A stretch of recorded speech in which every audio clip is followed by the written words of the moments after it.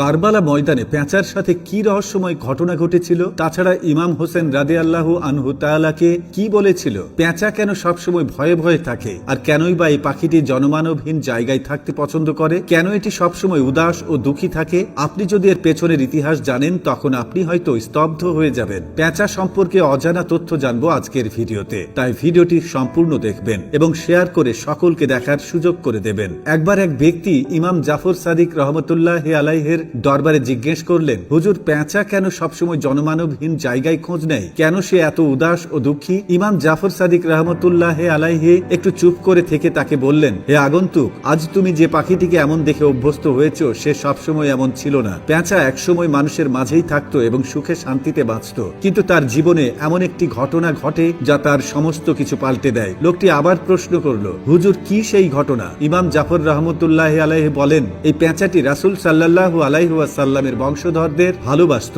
একসময় সে এভাবে নির্জনে থাকতো না, কিন্তু কারবালার হৃদয় বিদারক ঘটনার পর থেকেই সে নিঃসঙ্গ হয়ে পড়ে। যখন পেঁচাটি জানতে পারে ইমাম হোসাইন রাদিয়াল্লাহু তাআলা আনহু তার পরিবার ও সাহাবীদের নিয়ে কারবালার ময়দানে অবস্থান করছেন, তখন সে ৯ মুহররম রাতেই কারবালায় এসে পৌঁছায়। সে ইমাম হোসাইন রাদিয়াল্লাহু তাআলা আনহুর কাছে এসে বলে, হে হোসাইন, আমার জন্য কি আদেশ? ইমাম হোসাইন রাদিয়াল্লাহু তাআলা আনহু বলেন, হে পাখি, তুমি এখান থেকে চলে যাও, কারণ আগামীকাল এমন এক মুসিবত ঘটবে যা তুমি দেখে সহ্য করতে পারবে না। কিন্তু পেঁচাটি কাঁদতে কাঁদতে বলল, হে হোসাইন, আমি এখান থেকে ফিরে যাব না। পিড়াপিড়ি করতে থাকলে ইমাম হোসাইন রাদিয়াল্লাহু তাআলা আনহু তাকে সেখানে থাকার অনুমতি দেন। তারপর যা ঘটল পেঁচাটি নিজ চোখে দেখল। কারবালার সম্পূর্ণ যুদ্ধ দেখল, কিভাবে ইয়াজিদের বাহিনী নিষ্ঠুরভাবে ইমাম হোসেন রাদিয়াল্লাহু তাআলা আনহু ও তার প্রিয় সাহাবীদের শহীদ করল। দেখল কিভাবে ইমামের পবিত্র দেহ মোবারক কেটে ফেলা হলো, এমনকি কিভাবে তার দেহ মোবারককে ঘোড়ার পায়ে পদদলিত করা হলো। এই ভয়াবহ দৃশ্য দেখে পেঁচার হৃদয় চূর্ণ হয়ে যায়। সে মানুষের উপর থেকে বিশ্বাস হারিয়ে ফেলে, তার অন্তরে মানুষের জন্য বিদ্বেষ জন্ম নেয়। তখন থেকে সে আর মানুষের লোকালয়ে থাকতে চায় না, সে বেছে নেয় নিঃসঙ্গতা।